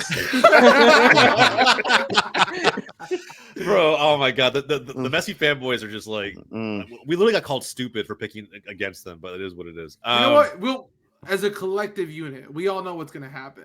Yeah, Philly's gonna dunk on him. But if Philly wins, bruh, you will not never know. Hey, I will not let him live it down. I am a Miami hater through and through. I am a Miami hater. I love Messi to death, but I will be shameless on the timeline. It's gonna be crazy, bro. If they all come in that locker room, if they all come to you, you just tell them Messi went to PSG and he didn't do jiggly squat for us. Yep. Isn't that crazy? By the way, that's a whole different conversation. He went there against his will, but he went there against his will. You saw his bank. You saw his bank account. Hey, he took the check. will, but he happily went to the bank, cashed that shit. Yeah. I would say the first of every month, he probably wasn't like against his will. He probably enjoyed that part of it that day of the month. But like at the end of the day, you're right. He's Living it that up. tax evasion issue that I had a few months ago. Tax evasion issue. They took care of that for him. I think outside of that first half with PSG before the World Cup, after that he didn't do like anything in the season. He didn't care, bro. He didn't care. All right. Anyway, not to digress too far here. And he still doesn't care today. So it's Philadelphia winning this game. Come on, Musa, Philadelphia. Absolutely, Cardinal is killing it, even though he beat us last time. But playing that's sugar-free Red Bull ball. Sugar-free Red Bull. Sugar-free. Sugar-free Red. I like sugar-free Red Bulls, bro. All right. Well, Philly's probably the main pick there. I'm gonna go Chicago hosting Montreal. Woo, this was a banger last season. Give me my boys. Come How windy is it going to be in Chicago? It don't matter the wind. No. You can't. You know what? The wind doesn't matter. Montreal's still shit. They were shit last year. They're shit this year. How windy is it going to be on Saturday, bro? Chicago 3-0. They let go last year and they got cooked. They got let go last year. They got cooked. Montreal, new manager bounce. Fuck new manager bounce. It's 3 gone, bro. That's all I'm saying. It's still 3-0. That Montreal, no matter who you can put on that team, roster you can put Pep Guardiola on to manage Montreal. They're still not gonna do shit. That's a wild take. That's a wild take. 3-0. No, and I stand for the smoke because they were really wanting it last year. So we're back at it again. Come on. Man, French Canadians hate this channel. I'm gonna say, man, I'm glad French. Give me a draw. That's some BS. Come on. That's some BS. I'm waiting for like a comeback to reality game for Chicago. I think this might be it, only because of new manager bounce. That's the only. I actually rate new manager bounce heavily. If Courtois was still there, easily Chicago win. But I'm gonna say new manager bounce. 1-1, something stupid. I was like, who had Montreal on their bingo card for first manager? Nobody, bro. I thought it was going to be I had Revs through and through, and I thought it was going to be New England. Yeah, and Porter's somehow surviving. So yeah, I'll go Chicago because America. So because America. Because America. That's awesome. I love that.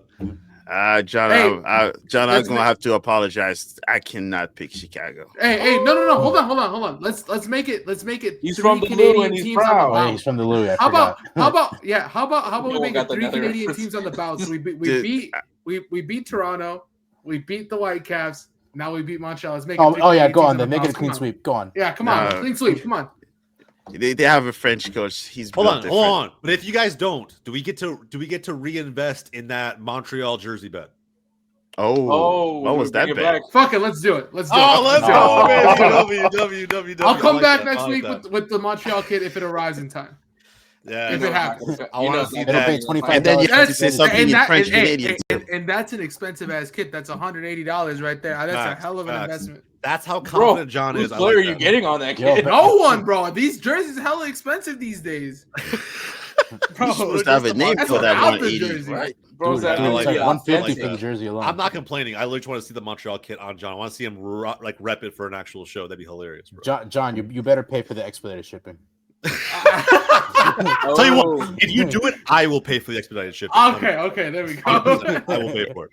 Hey, John, so just to make it more interesting to you, right? So I will say Montreal will win it.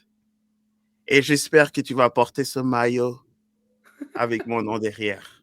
I won't say what it. You probably just cursed him or something. No, I did not. I just say I hope you wear that Montreal jersey well, and I might have to just put.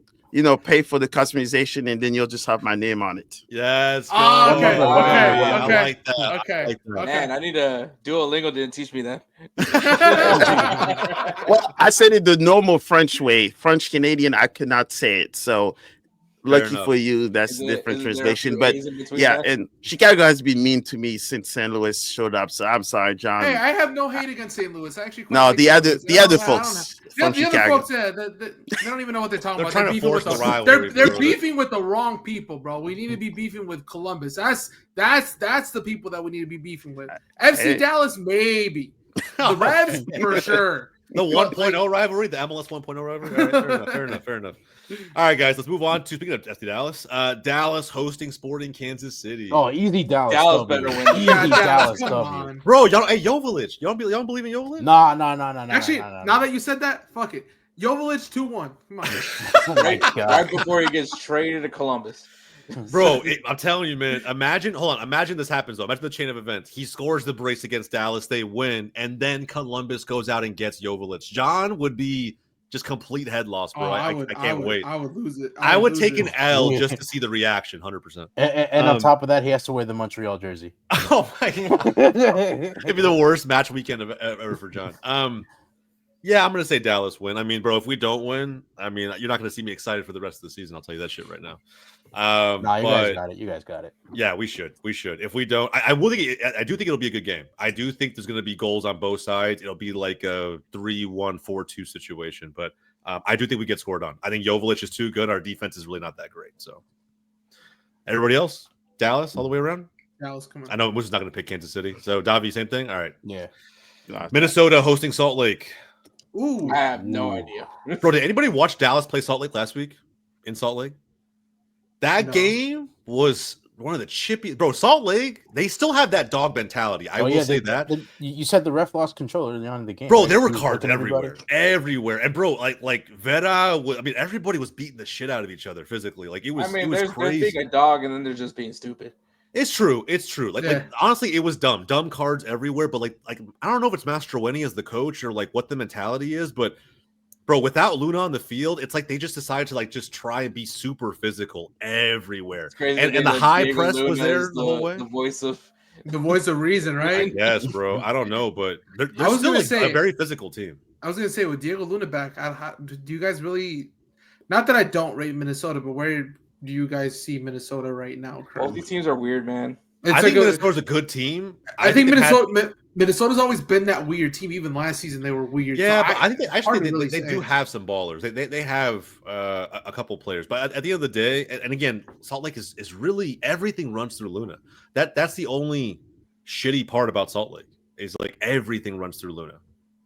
You know, like Dallas kept a clean sheet probably for the first time all season away to Real Salt Lake. Granted that the red card happened, but even before that, I don't think Salt Lake created a bunch of opportunities. It was just kind of like both teams were just beating the shit out of each other. Can we say 1-1? I'm gonna take Minnesota. I'm gonna take 1-1. I'm gonna take Minnesota. I think it's gonna be like a 2-1 game. Minnesota, I don't know, man. They looked good against LAFC, and granted, so have a few other teams. They're an awkward team though. So at the Allianz, I back Minnesota. Fair enough. Yeah, why no Minnesota? Yeah. All right. I mean that defense is leaky. They've leaked 5 goals in the last 2 games. Last season too, bro. Last season they gave up some horrendous goals, if I'm being honest. But that Bentek, that was. I'll never forget that shit. It was crazy. Bentek had the most free goal of his life. Dude, I think even fucking kindergarten rec league can do better than that. all right, we're moving past this. Is getting crazy. Nashville, aka Cashville, hosting Cincinnati.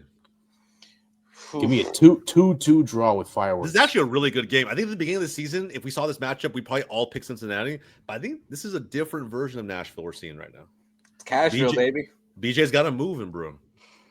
Hey, you should have never let him go. Yes. I miss him. Hey, you think you're joking, but I'm literally the Wolverine meme. Yeah, I know, exactly, bro. I was like you check your hand on the portrait. You're like, I miss him, bro. I miss us. You know what I mean? I miss us. It was the best football I've ever seen the U.S. ever play. Crazy. This is a prime time game slot, man. Hey, I mean, I'm glad he's out because the U.S. are in the mud. But I'm gonna back his team though. I'm gonna back Nashville. I think Nashville got it. Yeah, I think at home, man. Cashville, baby. I think it's gonna be Cashville. I'm gonna back Nashville as well. Very close game. Like I'm a going 2-1. 2-2 fireworks on both sides. Yeah, that's not a bad shot. I thought about that would be an exciting game. So yeah, Buso. I get Nashville. For Nashville. I like that, bro. Don't disappoint us, all right? Henny Mukhtar and company, do not disappoint us. Here we go, man. Galaxy hosting Orlando. We talked about it earlier. Heated debate. Orlando, come on. Orlando. Let's be serious. Let's be completely honest. Galaxy just don't got it. They don't got it. Orlando. After a 6-hour flight and leaking as many goals as they've had to start off the season, Orlando's still winning this game. But they've also scored. Martin Ojeda, how bad that defender is over in the Galaxy right now. Martin Ojeda, banger, gonna score on them. Yeah. But they're weak in a row. Unfortunately, man, it's going to be like a Orlando's also scored the most goals. They've scored 13. Yeah, they're about even on both sides. It's just like I think if they can't guard Peck will still get a goal. Like Galaxy will score. I think Peck can't finish this year. That's his problem. He can't finish this year. I mean, he couldn't finish in the Prove me wrong. final either. He couldn't finish in the final either. I was literally screaming my head at him, just like, please end the game. prove me wrong. No, I agree. And if any fans feel like Peck has just fallen off, let us know. But I want him to prove me wrong. I love Peck. I just think there's so much attention on him because Painsel's out. So it's like everybody shifts to that side. So maybe that's why. Agunda, step the fuck up, bro. I know you're Austin FC through and through, but don't let that slow you down, bro. I thought he was he needs to go. I mean, he has the Austin FC badge tatted on him. He needs to go back to Austin FC. That's what he needs to go to. Maybe I don't know if they want him. Well, actually, they might take him back with no real 10. I mean, that could he needs to get back. I heard from Ednan, by the way, that he actually offered himself to Austin in the offseason. They didn't want him. Oh, really? Ouch. Isn't that crazy, bro? I heard laundry out there, Jose. Yeah. I heard, and it's not a leak because I think they did an interview with Fagundes, so it's not a leak. It's not a leak. All right? It's not crazy shit that I just came out with. It's legitimately from the source himself. It's not misinformation, people. Yeah. I'm not trying to spread fake news, bro. I heard. Hey, I didn't know here at Goals CU we're leaking information like that. Bro, we're not driving that fucking agenda, bro. We're not driving that agenda. That's crazy. We're not doing that. We're not doing that. But yeah, bro, I think Orlando's probably going to win this game. It's probably going to be them. Yeah. San Diego hosting LAFC. Another. What are we going to call this derby? By the way, we have the Cali Clásico, right? You got El Tráfico. Like, what's this one going to be? To be determined. Yeah, it's way too early for those, right? I mean, it's still like a Cali rivalry. I mean, I want to see some. I mean, they both hate the Galaxy, so they're kind of like friends in that way. So, all right, fair. But what we think of that? I think this game, bro. I think San Diego has this. I think San Diego is. Snapdragon's going to be popping. What's the capacity on that stadium? 30,000, 35,000. 30,000? 30 to 35. Bro. If they can keep those homophobic chants to a minimum. I put that in quotes because it's not a homophobic chant in my opinion. But at the end of the day, if you think so, have that argument. If you think so, fight me. I haven't. You know what's funny? I was watching the Mexico game with my brother, so he doesn't really watch like soccer like that. And he saw like when they stopped the Mexico game, and he was like, "Why are they stopping?" So I told him the whole thing, and he goes, "That's dumb." Even he said, he's like, "That's dumb." Yeah. So I don't want to get into that discussion, but I'm just saying I get it. I get the sentiment around it. Like, it just doesn't really mean that. It just doesn't really mean that. It's not the exact translation. But anyway, no, it's not. Putting that aside, I think San Diego wins this game. I think they have more firepower at the moment than LAFC. Until Giroud becomes relevant for this team, relying upon nothing against Abobasi, but relying upon Abobasi to get you those goals, just don't see it happening. So San Diego, everybody, all the way around? Yeah. All right. There we go. LAFC fans in the mud. Last three, guys. San Jose hosting Seattle. San Jose dropped the last three. They have dropped the last three. Had a hot start. Hector's headphone shit the bed, by the way. It is what it is, bro. But in terms of this game, I think San Jose bounced back only because Seattle can't even figure it out at home offensively right now. So I think in Cali, it should be the Quakes. Give me Seattle. I got Seattle. I'll do the upset. Actually, you know, bro, I'm gonna change mine. Not Seattle. I'm giving you a draw. Give me a draw. Okay. Draw. And then what'd you have, Davi? I'll go draw. I'll go 1-1. Hector? Seattle. All right. Bro, coming off that 0-0, you feel inspired by Seattle? Because to me, that's kind of crazy, bro. That was a boring ass game. I'm not gonna lie. San Jose have a history. I know they gotten better, but they have a history. I trust that Seattle defense. All right, fair enough. St. Louis hosting Austin. Two strong defensive teams for this one. Draw. Give me, you know what? Just because I'm a big hater now, give me Austin. Oh my god! And speaking of forcing the rivalry, no, I'm kidding. This is literally going to be a 0-0 draw because I feel like it's going to be a tight defensive game. I think it's going to be St. Louis 1-0. That's not even me being a hater with Austin. I just think that they haven't come up against a team like St. Louis yet. I think that will pose its own set of problems. Most bipartisan Chicago St. Louis fan transaction ever. Yeah, seriously, bro. 100%. Musa, you're going St. Louis, of course. 2-0. 2-0. Okay. Because I think by Leuven is not doing the greatest at this moment. So by taking him out, I think someone's gonna step up to kind of release the pressure from that position in the midfield. Yes. Okay. All right, fair enough. I like that. And then it's St. Louis. So all right. I'll go 1-0 STL. That's kind of what I think, bro. To be honest, I think it's a very close game. 1 goal maybe edges it out. And then finally, Portland hosting Houston. I don't blame you. I don't blame you. Is this Sunday night soccer? This can't be Sunday night soccer, guys. Come on. Is this really the Sunday night soccer, bro? This is the worst idea humanly possible. Nah, bro. I don't know what they thought. This is a classic, man. Yeah, I don't know what they thought when they put the schedule together, but no one's gonna be watching this shit. I'll be watching. Objectively, yes. Okay. The MLS hardcore fans and fans of these teams will be watching. Hold on. What are you trying to fucking say, bro? All I'm saying is when they make the schedule, all right, give some more prominent teams. Honestly, bro, if they would have flipped the 2 games, if they would have made this game like the afternoon game, and then Austin versus St. Louis, the Sunday night soccer game, that would have been fire. But either way, I still think it's going to be an interesting game. 2 completely different teams. Houston can still put in a shift against Portland, I think. Like defensively, they got at some point offensively, they got to figure it out. And Portland's not not a crazy good defensive unit. I think this could be. I'm going to say a draw, but a scoring draw. I'm going to say like a 1-1 or a 2-2. I'm going to say no goals. Damn. All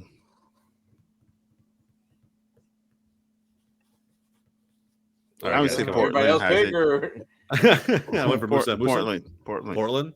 Davi? 1-0 Houston. Oh, Phil Neville. Houston dub. All Fuck right. Phil Neville. Fuck Phil Neville. Hector? Weirdly enough, they've been actually better on the road, and that's not really saying much. Man, I'm still not a fan of the attack. I'm gonna say draw. Right. If there's any game to do it, it's this game. That's true.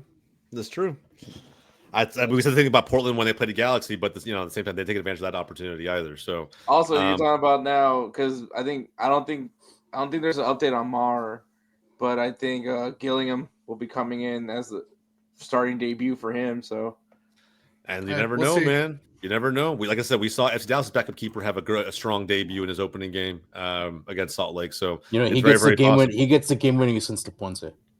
Ooh, interesting. The only guy that can actually pass to our player is the goalkeeper. That's that's gonna be great for Bossy's anything for Bossy at this point. This is killing his rep. Jeez, man. Well, look, guys, we will see. But that is it, man. That is it. This was a beefer of an episode. If you stuck with us all the way through, we appreciate it, man. And if you're brand new to the channel or if you enjoyed the content, if you haven't done so already, again, do me the favor you always do. First off, like the video down below. Subscribe to Goals TV if you are new. Weekly MLS content. And now with everything else American soccer-wise, we've got USL content, Eric Winalda's show on the channel as well. A lot of content to consume. So again, man, whether you're tuning into us for Wake Up MLS or anything else, we appreciate you guys. Support us down below. And as always, man, let us know in the comments down below how you felt about some of the big picture questions we were asking ahead of match day 6 or any one of those quick fire predictions. We'll take all of it and we'll banter with you in those comments down below. If you don't believe us, go look at the comments section of any one of our previous videos. We go ham down there. But that's it, man. Again, for everybody at Wake Up MLS, my name is Jose. That's Hector. That's John. That's Davi. That's Musa. We'll catch you guys next time.